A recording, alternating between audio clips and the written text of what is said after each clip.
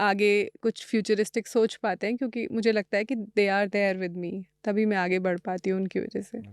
जब आप रेस्क्यू करने जाते हो बैगिंग चाइल्ड्स को या स्लम एरिया में, तो कैसे कनेक्ट होते हैं आप, कैसे रेस्क्यू करते हो बच्चों को?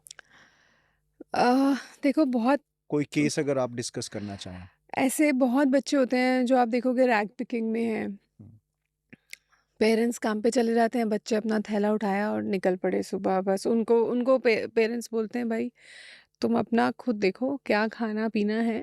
तो वो अपना एक थैला उठाते हैं, गत्ता इकट्ठा करते हैं, बेचते हैं, और उसको अपना बेच के दिन का 10 रुपया मिला तो एक गंदा सा कोई चिप्स का पैकेट खा लेते हैं। मतलब वो कोई कंपनी का भी नहीं, कुछ लोकल, कुछ ऐसे कुछ भी खा सकते हैं, कोई कुछ भी स्ट्रीट फूड खा लिया और बस वो हो गया उनका। तो मुझे बहुत अजीब लगता है वो सब चीज़ें कि ये कैसे कर सकते हैं, बट चलो ठीक है, वो नहीं अफोर्ड कर सकते।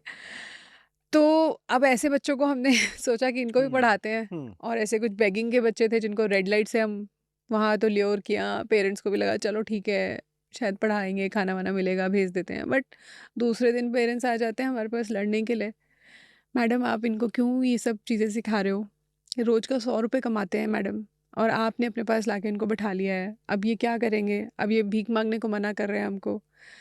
सो मेरा इसमें ना सबसे, क्योंकि आज जो भी ऑडियंस सुन रही है, मेरा सबसे एक रिक्वेस्ट है कि प्लीज़ बेगिंग को और प्रमोट मत करिए।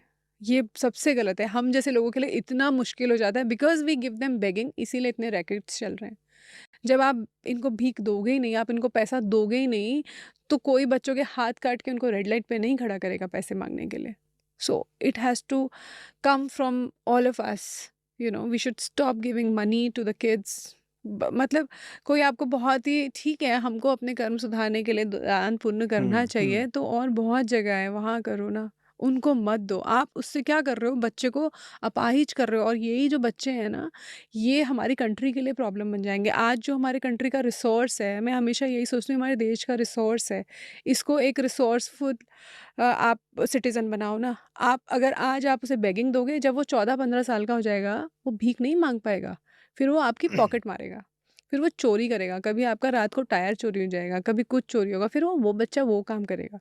और 20-25 साल तक तो वो ड्रग लेके कहीं पड़ा होगा, छोटे सस्ते वीड्स लेकर। तो इवन आप देखो, जब रेड लाइट पे हम जाते भी हैं तो मैंने बहुत बार देखा है कि वो ऐसे रुमाल में कुछ रख के ऐसे सूंघते रहते हैं, पता नहीं क्या करते रहते हैं। मतलब 5-6 साल, 7 साल, 8 10 साल की एज होगी, 10 साल की हाँ, एज में वो बच्चे, इस कदर के नशे कर रहा है कि आप समझ नहीं सकते। राइट। आपको ऐसा लगता है कि like if we want to stop begging, क्या हम ऐसा कुछ इनिशिएट दे सकते हैं सबको आपकी तरफ से? जैसे एग्जांपल, जैसे बिकॉज़ कहीं न कहीं इसके पीछे रैकेट भी होता है जो उन यस, यस, बच्चों